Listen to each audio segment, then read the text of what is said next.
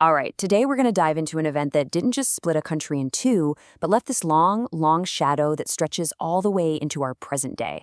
We're talking, of course, about the American Civil War and the trauma it left behind. You know, this quote really gets to the very heart of what we're discussing. It completely pushes back on that simple idea that, the past is in the past. It suggests that some wounds don't just fade, they become part of the landscape, literally part of the ground beneath our feet. And the historian Dr. Evelyn Reed, she frames it perfectly. The war isn't some closed chapter in a history book. No way. She argues its shadow touches everything. Our modern laws, our politics, even how we remember things. It's this echo that has never, ever truly gone away. So, where do we start with something this big?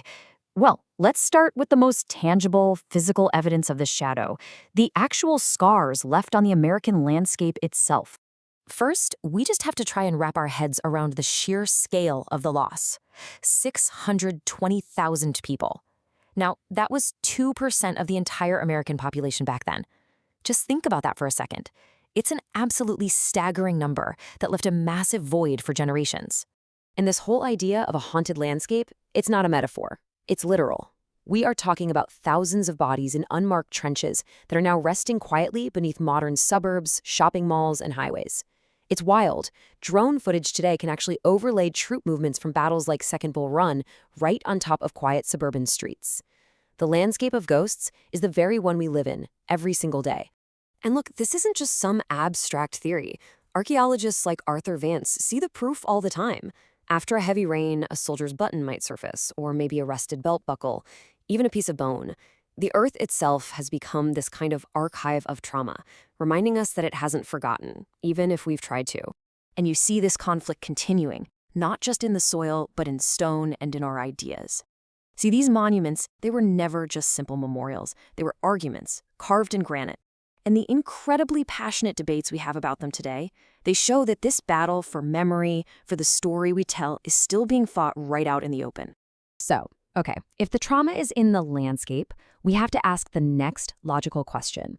How does it get into people, into families? This is where that long shadow becomes deeply, deeply personal.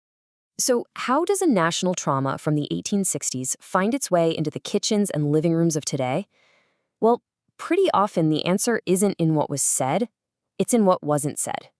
The family gloom, as one descendant called it, wow, that gets right to the heart of it. It's about a silence that gets passed down through generations.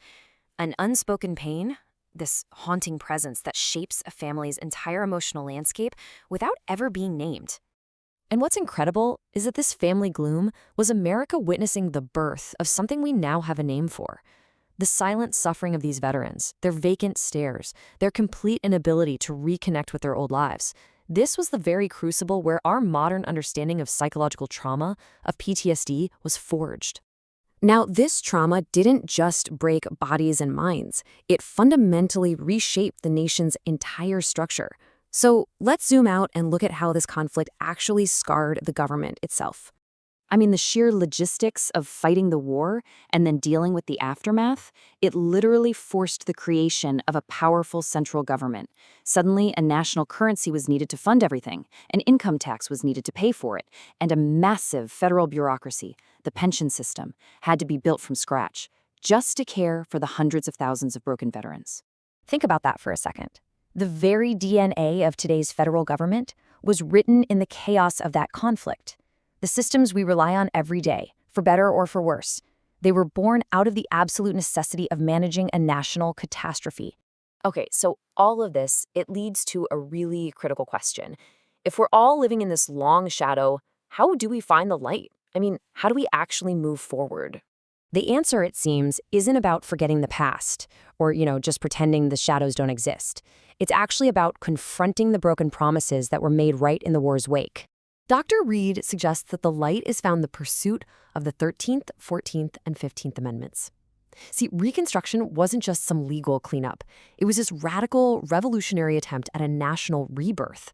It was messy, it was violent, but it was a powerful effort to finally make the nation's ideals match its reality. And that ongoing pursuit, that's the light.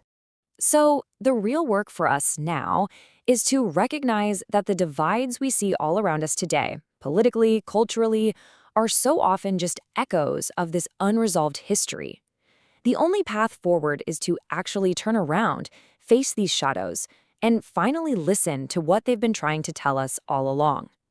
And if you're still wondering why this all matters so profoundly, I want you to consider this number: over 7 million.